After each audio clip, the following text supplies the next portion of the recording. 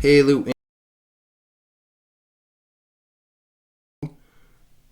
Blondie's most recent album, Pollinator, from 2017. It's pretty good overall. So this is the track listing, and these are the tracks I added to my playlist. 7 out of 11, so just a little bit over half. This album's pretty good overall. It's not super great or super innovative, but it does decently in both areas. Most of the songs here are pretty good. There are a few that aren't great, but most are fine. Unfortunately, there aren't really any tracks here that stand out a bunch. While they try and do some experimental stuff, it isn't good enough to be great. The best tracks here are the ones that are pretty standard, although the album overall would probably be worse off if they got rid of the more experimental tracks because it would feel pretty boring. The album flows nicely, they never go too long without an upbeat, good track, and the final two tracks work pretty well as final three tracks work pretty well as the ending of the album. Genre is pretty much pop here. There's a bit of experimental stuff that might qualify as a bit of hyper pop, but it's mostly just pop. There's a hint of rock sounds left, but I don't really feel like they come out very much, in my opinion. There were 2 singles released before the album, Fun and Long Time.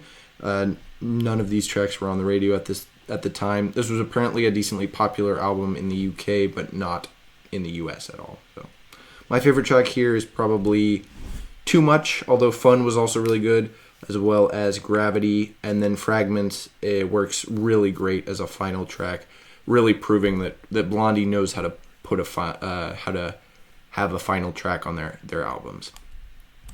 I rank this album 5th out of Blondie's 11 albums overall, just above their 2014 album Ghosts of Download, and below their main sort of 3 run from the 70s.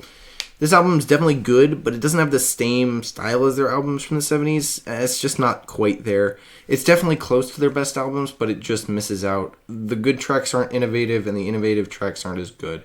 This is basically an improved version of their 2014 album. It's got a little bit more interesting stuff and a little bit better songs overall, but it's not good enough to beat out Plastic Letters and Parallel Lines. It's basically the worst of the 3, but they're all kind of in the same quality.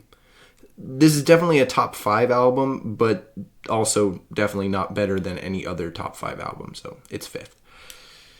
Also, this album doesn't take my top spot from 2017. That stays with Imagine Dragons' Evolve, which is one of my favorite albums of all time, and in my opinion is an almost perfect album, so has this year locked up pretty nicely. Pollinator is definitely not going to beat it here. Next up is INXS's final album, 2005's Switch. It's their only album without their primary lead singer, so it's pretty weird, but I kind of like it. I think it kind of goes well, but it really doesn't sound like their other albums. So stay tuned for that, and as always, stay minty. And Merry Christmas.